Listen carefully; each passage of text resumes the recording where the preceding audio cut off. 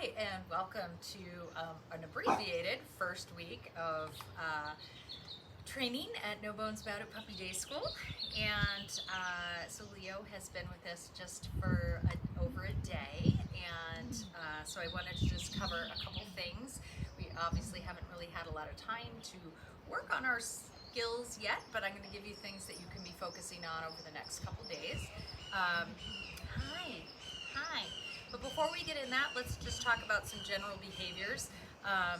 So Vizslas tend to be very clingy to their people. I think that's a little bit why you're struggling probably with some of the crate training at night.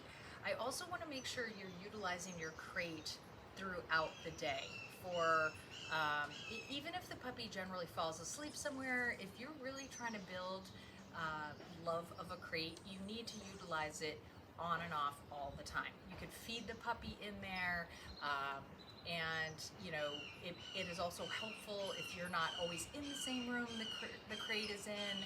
So we get used to, I know we're very tie-tie.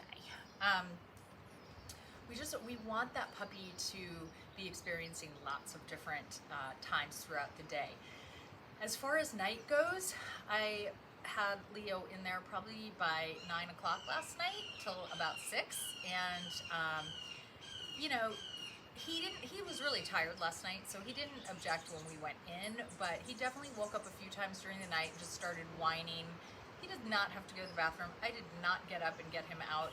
I just simply said, "You're fine, quiet down," and then usually he would kind of go back to sleep. Sometimes I would reassure him 1 or 2 times, not in a consoling type of voice, not, "Oh, you're fine, it's okay," just, "You're fine, you're good, that's enough," like I need to let him know. If we respond all the time in kind of a in that consoling voice, the dog is going to start to read that as sort of I need that reinforcement. So it really is just a matter of getting the puppy in there all the time, and don't fall into that habit, which it sounds like you already have, of getting him up and letting him come into the bed. You need to just stop that ASAP. If the whining is too much, you could try putting him a little bit further away from you. Sometimes it's trial and error. Do they like more bedding? Do they like less bedding? Do they like to have their crate covered? A lot of times I'll play around with stuff to figure out, and you may already know that. Does he really like to have lots of squishy things to dig in and make himself a big nest? Some dogs get too hot. They like to have a more empty crate. Just things that are going to make him comfortable. So those are all things to think about. And the other issue that I tend to run into with this breed a lot is the jumpiness.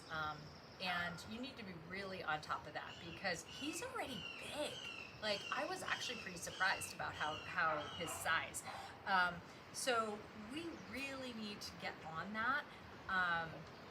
Turning away, walking away from him. Don't give him eye contact. Don't tell him no. Don't verbally communicate with him when he jumps on you. Those are all, basically your dog is just trying to get your attention. So anytime you even look at them, talk to them, do any of that when they're jumping, that means they're getting reinforced for that behavior.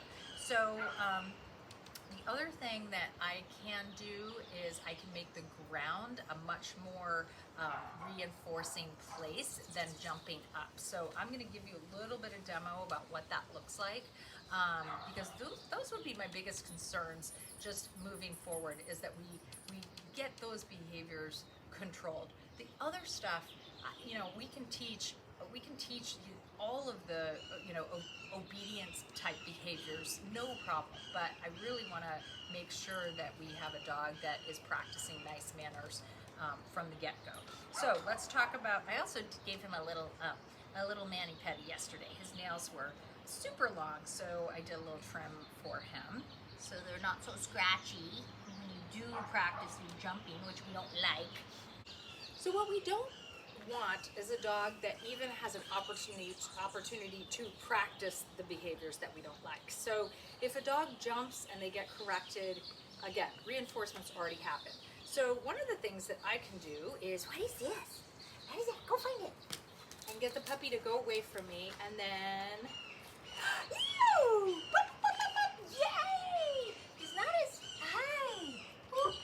And when the dog approaches me, I put treats on the ground before they have an opportunity to jump up. So that's a way that I can start reinforcing the ground level being more more exciting and more rewarding than the jumping behavior. So those are things you can really focus on this week, and we'll get to our foundation games later.